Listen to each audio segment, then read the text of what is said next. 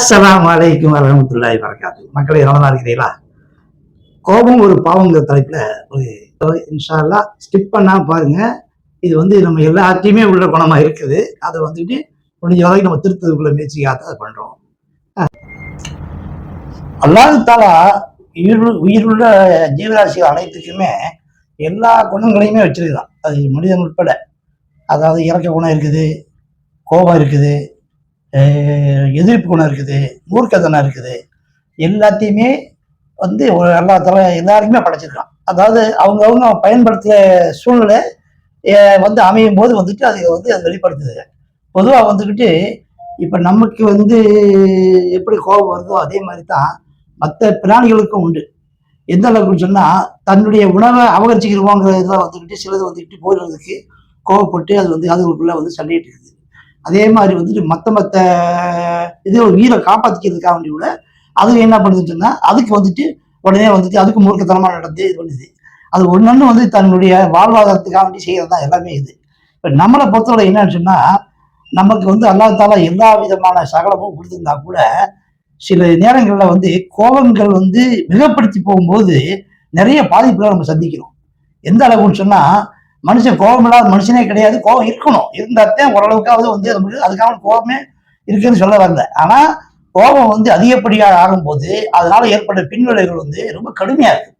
எந்த அளவுக்குன்னு சொன்னா, நம்ம ஒரு விஷயத்த நம்ம ஏதாவது பேசுறோம், பேசிட்டு இருக்கும் போதே ஒருத்தர் ஒரு தவறான கருத்து சொல்லும் போது நம்மளால அதை தாய்க்கு முடியாம என்ன பண்றோம், அவர்கிட்ட கொஞ்சம் வேகமா பேசுறோம். பேசும்போது வார்த்தைகள் தடிச்சு போகும்போது ஒரு கடுமையான விரோதமாயி போகுது. ஒரு விரோதத்துக்கு கோபம் வரும்போது அப்ப நம்ம என்ன செய்யணும்னு சொன்னா, கோபம் வருதுன்னு நமக்கு தெரியுது. இது இந்த இடத்துல நம்ம தவிர்த்துக்கிறதுனா அந்த இடத்த விட்டு ஒதுங்கிடணும். ஒதுங்கிறதுக்கு முயற்சி பண்ணணும். இல்லைன்னா அமைதியாயிடணும். அமைதியாகிறதுக்கு முயற்சி பண்ணணும்.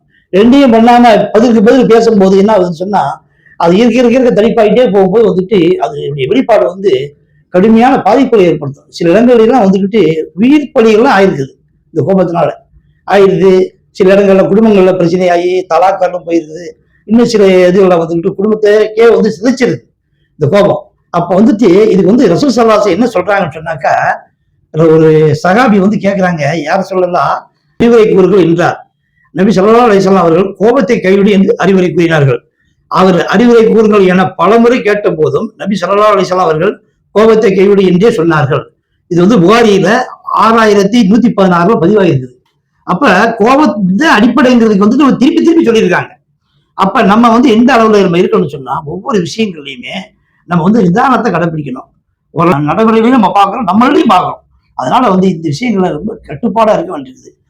பொதுவா யார் யார்கிட்ட நம்ம தவிர்த்துக்கணும்னு சொன்னா, நம்மளை ஏமாற்றுபவர், உங்களை மதிக்காதவர், உங்களை உபயோகிப்பவர், உங்களை விமர்சிப்பவர், உங்களை தாழ்த்தி பேசுபவர், உங்களுக்கு நம்பிக்கை துரோகம் செய்பவர், இவங்கள்ட்ட நம்ம விலகித்தான் இருக்கணும். அப்படின்னு சொன்னா முடிஞ்ச வரல தவிர்க்க பார்க்கணும்.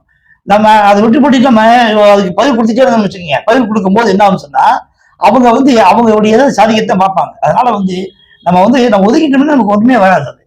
கோபம் வருதா ஓரளவுக்கு வரும்போதே நம்ம என்ன பண்ணணும், நம்ம கட்டுப்படுத்திக்கணும்னு சொன்னா அமைதியா உட்காந்துடணும். உட்காந்துட்டு கவனத்தை வேற இது பண்ணணும். கவனத்துல அதுலயே இருந்தோம்னு வச்சுக்கோங்க, நமக்கு என்ன ஆகுனாக்கா பெரிய அளவுல பாதிப்பு ஏற்படும். எந்த அளவுக்குன்னு சொன்னா, நம்ம தொழில்னா கூட சரி அந்த கோபத்துடைய சம்பவங்கள் தான் வரும். அதனால தொழிலே பாழாயிடும். அதனால நம்ம அந்த விஷயத்த ரொம்ப கேர்ஃபுல்லா இருக்கணும். ஒவ்வொரு விஷயத்தையும் நம்ம பார்க்கும் போது நம்மளுடைய நன்னடத்தைகள் ரொம்ப தெளிவா இருக்கணும். இன்னொரு ஹதீஸ் பொறுமை என்பது துன்பம் ஏற்பட்டவுடன் பொறுத்துக் கொள்வதுதான் என்று இறைத்தூதர் நபி ஸல்லல்லாஹு அலைஹி வஸல்லம் அவர்கள் கூறினார்கள். இது புகாரியில 1233 பதிவாயிருக்குது. அப்ப இந்த இதுல நமக்கு என்ன தெரிய வருதுன்னு சொன்னா, பொறுமை துன்பம் ஏற்பட்டு நமக்கு துன்பம் ஏற்பட்ட உடனே நம்ம பொறுமையை காக்கணும். அதுதான் துன்பங்கிறது இல்லைன்னா அது ஒரு கோபம் தான். அதாவது ஏதாவது ஒரு இழப்பு வருதுன்னு சொன்னா கூட நமக்கு அப்படியே நம்ம பொறுமையத்தை காமிக்கணும். இது இப்ப கோபத்துக்கும் இதுதான் வருது, ஒரு இழப்புக்கும் அதுதான் வருது. அதனால நம்ம எந்த அளவுக்கு நம்மளை நம்ம உடல் ஆரோக்கியத்தை பாதுகாக்கணும்னு சொன்னா, கோபத்தை எந்த அளவுக்கு நம்ம குறைச்சிக்கிறோமோ, எந்த அளவுக்கு நம்ம கட்டுப்பாட்டில் வச்சுக்கிறோமோ அப்பதான் நமக்கு இதாக இருக்கும். கோபம் ஜாஸ்தி ஆக என்ன ஆச்சுன்னா, சில பேருக்கு ப்ரெஷர் கூடும். ப்ரெஷர் கூடும், சில பேருக்கு குறைய ஆரம்பிச்சிடும். அது நம்ம அது பெரிய பாதிப்பு. ப்ரெஷர் கூடனா என்ன ஆகும்னாக்கா கூட நிரம்பி வெடிச்சிடும். அந்த மாதிரி ஆனது எவ்வளவோ ஆயிருக்குது. ஏன்னா நல்லா பேசிட்டே இருந்தாலும் கோபமா பேசிட்டு இருக்கும்போது டக்குனு போயிடும். அப்ப என்னன்னாக்கா அல்லாஹ் தஆலா எல்லாத்துக்கும் நிர்ணயிச்சிருக்கிறான். அதை நம்ம மறுக்கல. ஆனாலும் கோப விஷயத்துல நம்ம ரொம்ப எச்சரிக்கையா இருக்க வேண்டியது. அல்லாஹ் நம்ம அனைவரையும் காத்தருள்வானாக. இதுவரைக்கும் நீங்க கேட்ட விஷயம் உங்களுக்கு பயனுள்ளதா இருக்குன்னு நான் நம்புறேன்.